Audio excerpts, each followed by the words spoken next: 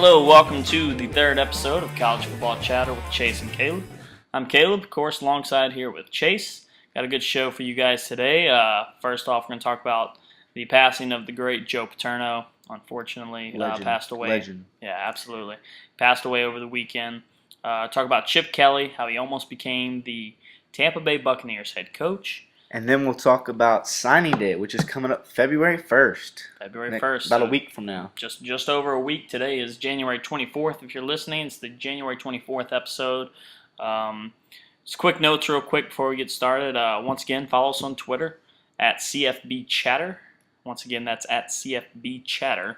Also, LSU fans, Facebook, I think you know by now. LSU Tigers, Mission Miami 2012. And we're also creating a college football chatter Facebook page. It'll probably be CFB Chatter Facebook page. And we're coming up with a new website here shortly. So be looking for that. Absolutely. A few things to be looking out for. Keep up with us.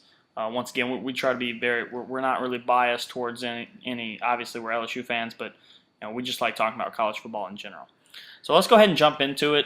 Joe Paterno, as we said, passing away at the age 85 over the weekend, lost his battle with cancer that he had been battling.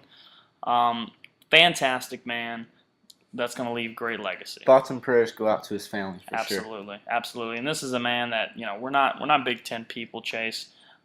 We do follow the Big Ten, obviously, and we follow the big stories that go over there. But we're more down south. But this is a man that was just well respected all over the country. Yeah, for college football for sure. And him and his family did a lot for state college and college football in general, for education and all that. But he definitely left a legacy behind at Penn State for college football with over 400 wins, like you said, 409 to be exact, at Penn State, and multiple bowl wins. 2 national championships back in the 80s. A man that will just really be remembered in kind of the face of Penn State really forever. But a man that'll be remembered in college football for a very long time. Just a great guy and a standout man and his players loved playing for him. That was important. That was very important. A lot of the great coaches you see, Bear Bryant and all these greats, any great coach that's ever been mentioned has also had this tag put on them where their players love to play for them. They play for their coach. And when you have and you're involved with your players as much as he was, you have that connection. You build that connection, and they just want to play for you. Absolutely, and that's something you really don't see a lot these days is players who want to play for their coach, who love playing for their coach as much as they just love playing the game in general. And just listening to a lot of his former players talk, and they say that he's taught them more life lessons than anything else. Something they can take away from the football field and apply to life in the Penn State family. Like I said, we're not Big Ten people at all, but just from paying attention to that program, obviously with all the things that went on this past season over there, that's a very close family in general. And you start talking about when they were going to hire their new coach, a lot of former players and alumni over there spoke out, and they are very, very big on who takes over this program.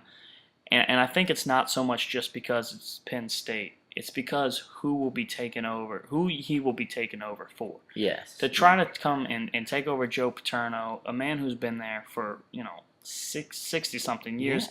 That's going to be very difficult to do. You don't see long tenures anymor these days. Absolutely with not. Certain records and coaches coming in and out like flies for the NFL. Paterno had plenty of offers to go to the NFL, and his dedication to Penn State. He had offers from Pittsburgh Steelers, the Giants, and even the New England Patriots. And for him to decline those offers and stay at Penn State just goes to show further his dedication and loyalty to that school, and another reason why his players loved him. Absolutely. And so college football chatter, the Paterno family and the Penn State family is in our thoughts and prayers, and we wish that definitely. program the best of luck.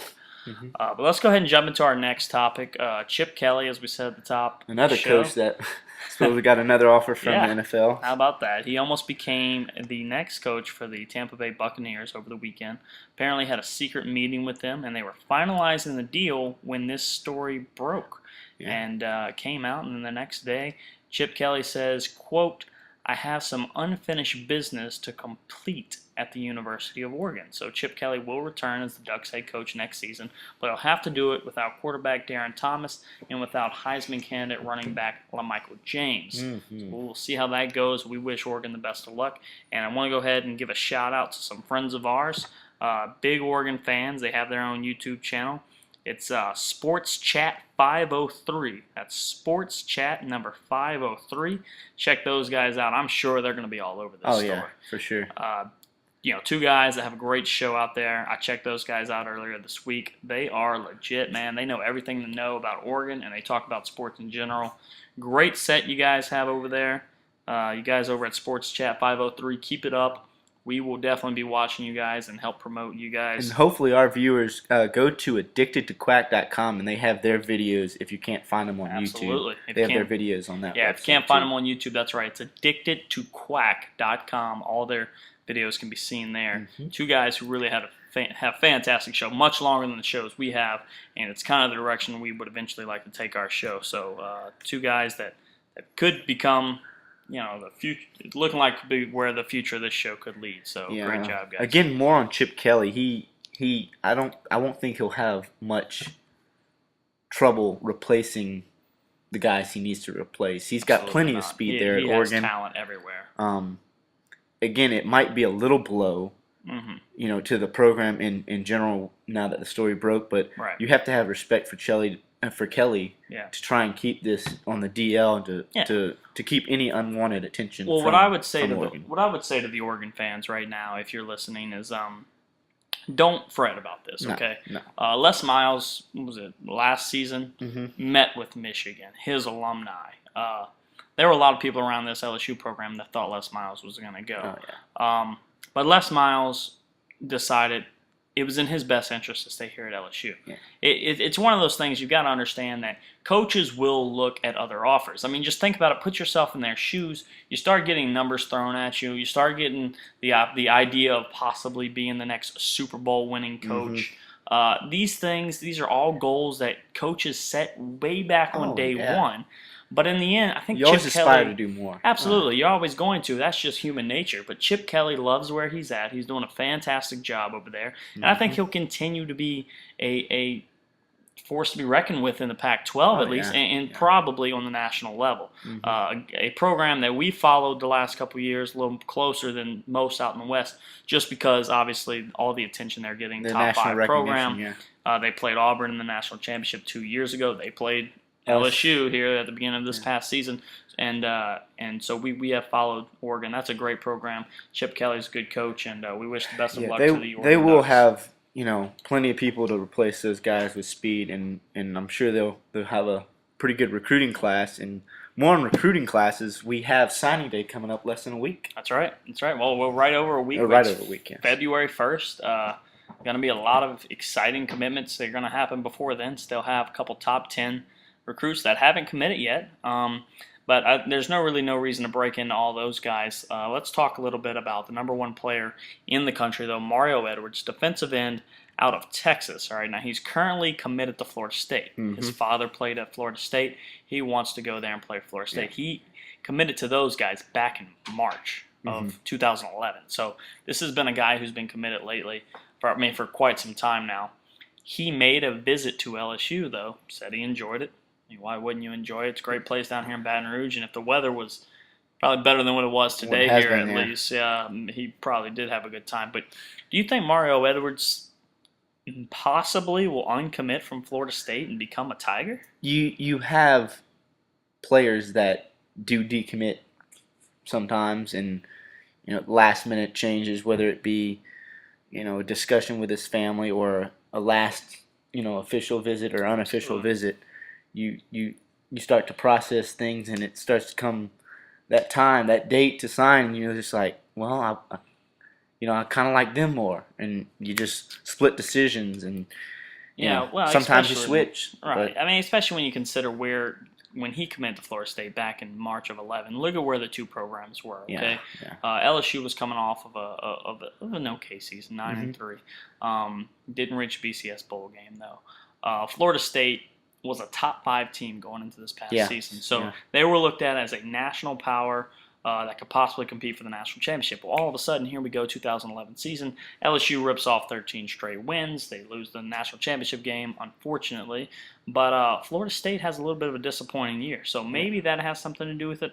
Also, with Michael Brockers leaving to go to the draft, there could be a possibility that he could come in and start here at LSU, and that would be one nasty defensive line. Oh, my. I mean, could you imagine?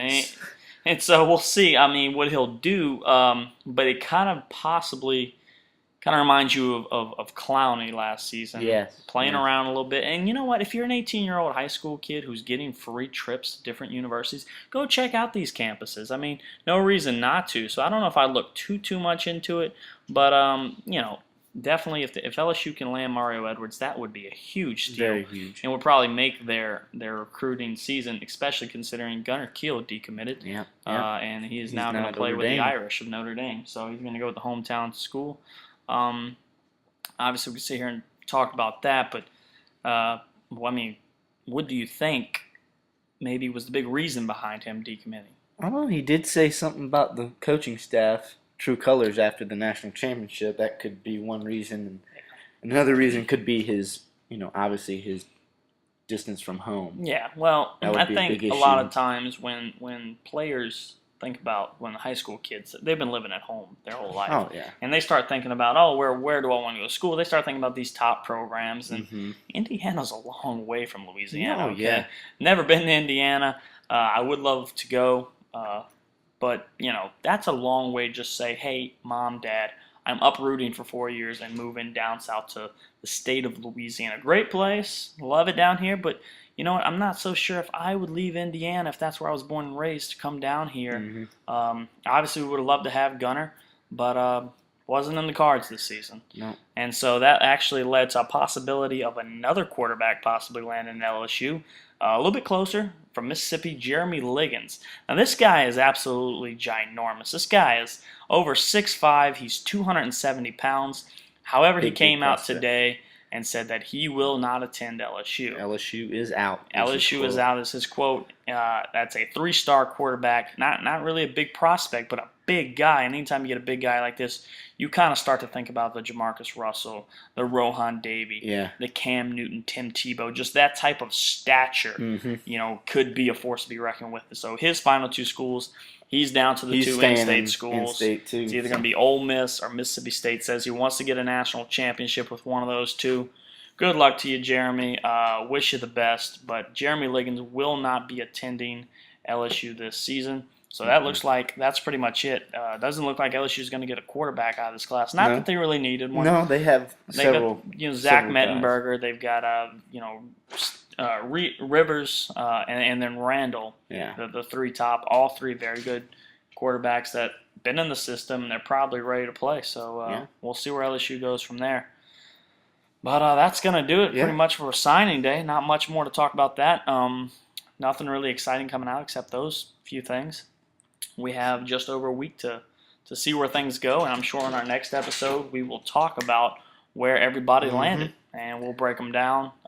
Alabama right now sits at the top. You see that changing? Not really, to be honest with you. It's, especially after their national title win, I don't see much of that changing. Florida State's number 2, I believe. So that it's not going to change much at the top.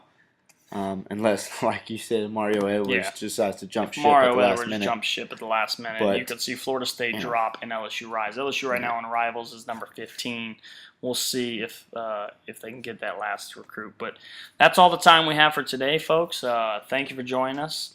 Follow us on Twitter at CFB Chatter. And also, like Chase said earlier, that Facebook page, CFB Chatter. CFB Chatter is coming on Facebook here shortly, and we're also coming up with a website here shortly. That'll be called College Football Chatter. We'll see where that goes. Just be looking for us on Twitter and for updates. So y'all have a good day.